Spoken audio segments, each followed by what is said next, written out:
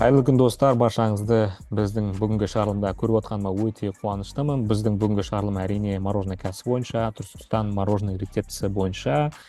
Алайда бүгінгі шығарылым өте ерекше. Неге? Өйткені бүгінгі шығарылымда мен жалпы сіздерді біздің кейіпкерлерімізбен таныстыратын боламын. Кейіпкерлер дегеніміз енді орысша айтқанда кейс. Бұл кісілер біздің Түркістан мороженое рецептісін алып, алдыңғы жылы, яғни 2024 жылдың жазында өздерінің өңірлерінде кәсіптерін ашып, яғни мороженое сатып табыс тапқан кісілер екі кісі болады. Яғни оның біреуі Шымкент қаласынан, екіншісі Қызылорда облысынан. Жалпы ол кісілерге мен алдын ала видео звонокпен звондап, ол кісілерден отзыв алған болатын. Олардан сұраған болатын, жалпы рецепт ұнады ма, қандай ерекшеліктер болды, қандай қиыншылықтар болды, сонымен қатар жалпы халықтың, яғни клиенттердің қандай отзывтары болды осы мороженое бойынша деп сұраған болатын. Сондықтан да олар осы видео шығарылымда жалпы солардың видеоларын қосып, сол кісілердің, яғни осы мороженое рецепт бойынша отзывтарын көрсеңіз болады. Видео пайдалы болады деген үміттемін. Сондықтан да видео басталмастан бұрын сіздерге сонымен қатар келіп жеткен ораза аймен баршаңызды құттықтағым келеді. Ұстаған оразаларыңыз, тілеген дұғаларыңыз қабыл болсын деп тілеймін. Ендеше достар, көп уақыт созбайық, жалпы бірінші кейіпкерден бастайық. Ол Жайнара деген ханым Шымкент қаласында бізден рецепт алып, мороженое кәсібін бастаған кісі. Соның видеосын қарап жүрсеңіздер. Саламатсыз ба? Қалайсыздар? Жақсы, жақсы, өздеріңіз қалайсыздар? Қабыл болсын. Сізді бірінші рет былай айтқанда бір-біріміздің түрімізді көріп отырмық қой. Жоқ, біз көрдік негізі. Көрдік Сізге пе? алып келген кезде, иә. Мен сіздің түріңізді бірінші рет көріп отырмын да. Аха. Қайда енді? Қалайсыз? Жақсы, жақсы, өзі. Жақсы ма, аман ба? Иә. Айтқандай сіздің осы 1-2 минут уақыт алатын шығар.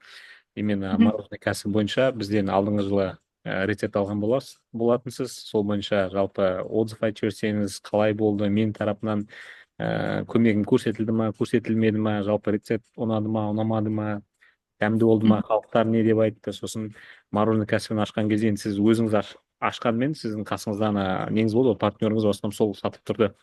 Қандай қиын сәттер болды или қызық сәттер болды, сол туралы кішкене қысқаша айтып берсеңіз. Сосын сіз қай қаладансыз, қай жерінде аштыңыз, сіз енді базарда аштыңыз ғой. Сол туралы қысқаша айтып берсеңіз. Мен есімім Жайнара болады, мен Шымкент қаласынанмын. Біз негізі басында базарда ашамыз деп ойладық, но кейін басқа точкада аштық. Біз остановканың жанында, будканың ішінде. Получается, арендованный будка, соның ішінде ашқан болатынбыз. Мороженое рецептқа келетін болсақ, рецепт өте бізге ұнады. Біз өзіміз бірінші жеп көрдік. Шымкентте енді адамдар білетін болса, Север дейтін мороженое бар. Ол мороженыйдың рецептінен да лучше, да, біздікі. То есть берген рецепт. Мен қазір точно құрамы есімде жоқ, но құрам жағынан да и адамдар, бізде клиенттер всегда андай келетін. Повторно болса да, сол жақын жерлердегі соседтер болсын, адамдар болсын, бізге сол рецепттің арқасында қайтадан келетін. Типа бізге ұнады деген сияқты. И біздің бір фишкамыз болды. Біз новинка ойластырдық, мынандай кесе атадық өзіміз. И сол хит болды бізде. Қойдық бетіне, мороженыйды не істедік, сол жақсы сатылды да. Кесе дегенде анда бір не жасадыңыз ба? Қағаздан жасалған кесе ма, сол ма? Сондай алып істедіңіз бе, қалай? Вафля бар ғой? Иә. Түсіндім, иә. Ондай бар, иә. Иә, соны солай жасадық. Сонымен сол мороженыйды жасап, оны біз саттық, 1,5-нан саттық. И несі жақсы, ну, бізге қалатын суммасы несі жақсы болды. Жақсы, қолайлы. И сол рецептпен жасадық қой, бірақ енді бізде плюсы сол, рецепттің вообще минусы ешқандай жоқ. Сіздің связь менде всегда болып тұрды ғой. Енді мен сізге қанша рет звондадым, өзім есімде. Сізге даже қатысы жоқ болса да аппарат жайлы сұрап деген сияқты. Потому что біз өзіміз бірінші рет заниматься еттік бұл немен, бизнеспен. И аппарат жағынан кішкене бізде қиыншылықтар болды. Біз аппаратты бушный алған едік. И біз оның вольты бар екен, сондай нелер бар, нюанстары бар екен. Біз оны білген жоқ. Соны жағынан сізден көмек сұрадым ғой мен. Иә. И бір білетінім, аппаратты алған соң жақсы аппарат алу керек екен. Қатты былай енді қымбат деп айта алмаймын, но соның өзінде жақсы қатырып жасады. Рецептіміз Сосын андай случай болды ғой, помните, ана сіздің аппаратыңызда бір жағынан смесь өтпей жатты, шықпай жатты, соны біз деген түсінбей, ақыр соңында сөйтсек, ал жағынан болт кіріп кеткен вообще. Мен ол вообще невозможно зат, ол қалай қалай болт түсіп кеткен, соны әреңдеп шығардыңыз, сосын нормально болып кетті ғой, сосын жасады уже. Иә, біз де түсінбейміз ғой, сөйтсек сол сатқан кезде ол кісілер анау болттарын бір пакетке орап салмағанда, анау сол ненің ішіне салып қойған, а ол тесіктен ол болт өте алады ғой, сөйтіп ол өтіп кеткен да, сөйтіп қалған ортасына. бізде. Иә, кейін екіншісі анау фризер бар, ішіндегі белый бар ғой, сонымен оның барлығын бізден болып тұр ғой, енді өзіміздің қателігіміз болды да. Но бірақ оны кейін аппаратты заниматься ететін адамдарды шақыртып, солардан сұрап біліп, нормально болып кетті, то есть жақсы болып кетті да. Тағы қандай сұрақтарыңыз бар десе? Болды енді, в принципе, сол тек қысқа нұсқа. Енді жалпы кеңес бересіз ба, кеңес бермейсіз ба деген ең соңғы сұрақ қой. Жалпы рецепт бойынша, рецептке, иә. Рецепт айтып отырмын ғой, бізде Север дейтін қала бойынша прям очередь болып тұратын жер. Ол біздің мороженыйдың несі, и адамдар да солай айтып келетін. Мынау мороженый сендердікі прям күшті, идеальный деп. Бізде еще жанымызда конкуренттер бар тұғын. Сол остановкада басқа конкуренттер бар. Олардың аппараты біздікінен күштірек болатын, бірақ олардандай мороженыйлары су сияқты сондай болатын еді. Қанша аппараттар мықты болса да. Біздікі прям идеально, прям қалай түсіндіреміз, қаймақты, дәмді болатын еді. Адамдардың бәрі бізге келетін. И бір советім, ақша, лучше балмұздақтың ақшасын кішкене көтеріп сату керек та, чем оған су қосып арзан сатқаннан қарағанда ше. Бізде ондай практикада болған жоқ. Мен жанымдағы кісі еш нәрсе қоспайық, осы рецептпен жасайық деді. Мен де солай айттым. Ешқандай сол рецепт қандай бар, тура соның граммовкасымен ровно қосатынбыз, и адамдар идеально жақсы болатын. Кешкі біз енді декреттеміз ғой, сол үшін түнге дейін отыра алмайтынбыз, но бірақ максимально отыруға тырысатынбыз. Сол. Сіз соңғы сұрақ, енді қандай сүттен жасадыңыз? Магазиннен сатып алған сүтті, әлде сиыр сүтінен ба, пісіріп соңғы? Басында біз сиыр сүтімен пісіріп саттық та, но бізге ол кейін неудобно болып кетті. Кейін магазин анау қалай түсіндірсем, мен пісірем, ол пісіреді, как-то қиын болып кетті да. Кейін бірақ уақыт алады. Таптық, иә, бізге оптымен беретін, сөйлестік қой, ана Петропавловск дейтін сүттер бар. Несімен, былайша айтқанда, кішкене сотрудничать дегендей ғой, енді арзанымен келістіріп берді олар. Все, Жайнара, көп рахмет. Видеозвонокпен осылай сөйлескеніме сізге сәттілік тілеймін. Кездескенше, рахмет көп, жақсы, сау болыңыз. Мінекей достар, Жайнара ханым осындай қысқа нұсқа отзывы жалпы пайдалы болған шығар деп ойлаймын. Кейбір жерлерінде ол керемет, негізі былай айтқанда идеялар тастап жіберді. Яғни өздері қандай идеяны жүзеге асырды, сол идеяны сіздер де жалпы егер түсініп қалсаңыз, сол жерде түсініп қалған болатын болсаңыз, оны сіз өзіңіздің ойыңызда жүзеге асырсаңыз болады. Негізі мен сразу бірден түсініп қалдым да. Енді мороженое саласын зерттеп, оны біліп жүргендіктен сразу түсініп қалдым олардың не істегендіктерін. Енді келесі видео жалпы Қызылорда облысы Жусалы кентінен Нұрдәулет деген жас жігіттің видео отзывын қарап жіберсеңіздер. Бұл видео отзывта ең өкініштісі оның бейнесі түспей қалған, бірақ алайда оның толық айтқан сөздері барлығы видеода бар, сақталған, сондықтан да соны қарап жүрсеңіздер. Нұреке, ассалаумағалейкум. Ассалаумағалейкум. Қалайсың, брат? Мен түрім көрініп тұр ма? Көрініп тұр. Мен көрініп тұрмын ба? Иә, көрініп тұрсыз ғой. Неге мен түрім көрінбейді неақта? Білмеймін.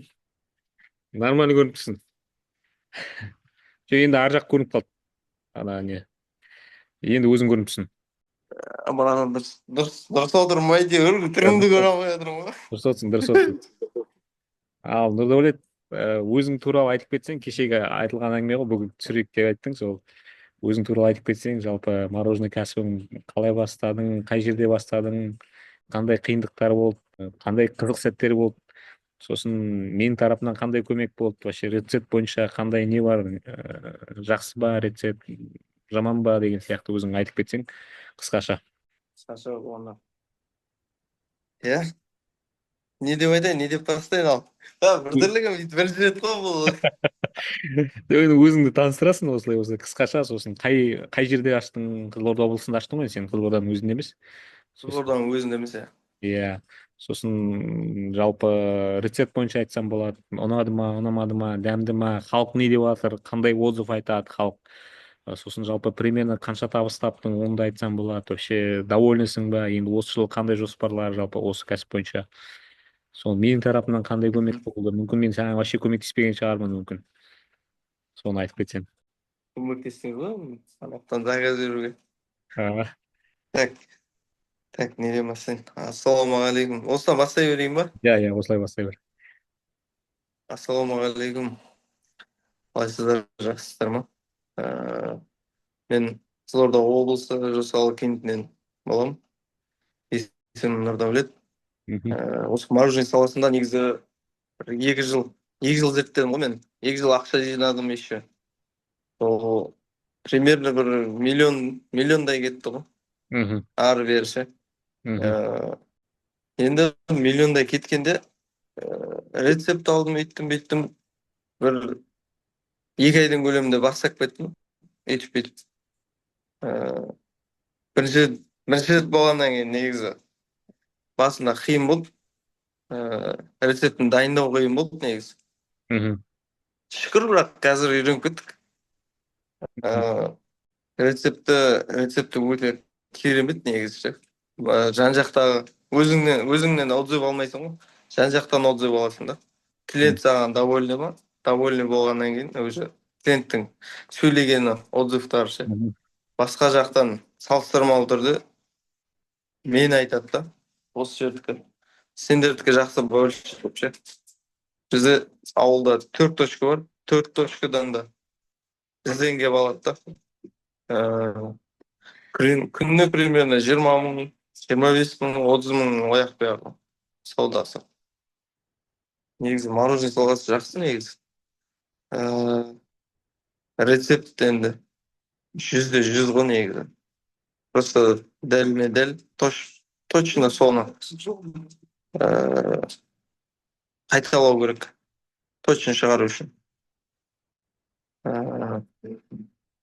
Жалпы қандай Не деймін енді? қызық сәттер болды, қиын сәттер болды мүмкін. Енді қиын сәттер сол адам топырлаған кезде шатасып кетпеу керек. Главное. Қиын сәттер болған жоқ негізі. Ондай көп. Оңай бизнес қой негізі. Ең оңай бизнес.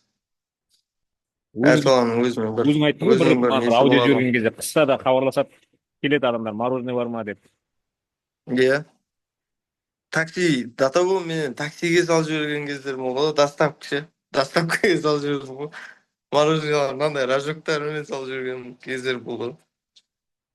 Адамдар просто ана дәмі ерекше деп ше. Солайынан заказ берді ғой менен. Необычный деп. Керемет, негізі сен ауылдық мекенде болсан да енді, бірақ сенің табысың енді күніне 20 мың, 25 мың деген в принципе нормально ғой. Иә, нормально. Енді осы Енді жылға қандай жоспар осы жылға? осы жылға 2 миллионнан асыру жоспар. Түсінікті. Жалпы енді кеңес бересің ба бұл рецептке, жалпы өзің қалай айтасың? Кеңес берем, конечно. Кеңес беретін рецепт бұл. Әдемі. Рецепттен ешқандай қиындық болған жоқ, ешқандай жаман отзыв болған жоқ маған. Наоборот, керісінше басқа жақтардан мақтап келіп алатын еді ғой. Енді доставкаға салдырып жібергеннен кейін бөлек әңгіме ғой уже. Рецепті 100% ғой. Нұреке, рахмет көп. Осындай қысқа нұсқа осып айтқанға саған тек сәттілік тілеймін. Өзің енді кәсіпте жүрген жігітсің ғой, жалпы білесің. Кәсіпте жүрген жігітсің ғой деймін да. сразу айттым, мен өзім ассортиментпен сатқанды жақсы көремін деп, сразу сосын мен саудада жүрген. Сол ассортимент болмаса, ол да біреу үлкен жегісі келеді, біреу кішкентай жегісі келеді, біреу баблгам жегісі келеді деген сияқты ғой. Биыл енді құдай қаласа арамыз. Майдан бастайтын шығармын мен бұйырса. Ертеректен бастай берсең де болады ғой, жайлап сіз жақтарда жылы ғой енді. Марттан бастай берейін бәлде. Мартта, наурыздан бастасаң болады. Наурызда бір-екі күн шығарып, көріп, наурыз как раз мейрам, адамдар көп жүреді деген сияқты да. Шығару проблемалау болып жүр, сол қаяққа шығарарын білмей жүр. Шығарып әкелсең ана аппарат сындырып алады сияқты. Қарайтын енді. Жоқ, өзің сол мана точка өзіңнің неге магазиніңе ашып қойсаң болады ғой. Иә. Бұйырса көреміз енді оны жақындағанда. Ақша керек болса. Рахмет көп. Жақсы, хабардамыз ғой. Иә, тілектеспін. Давай, аманшылықта.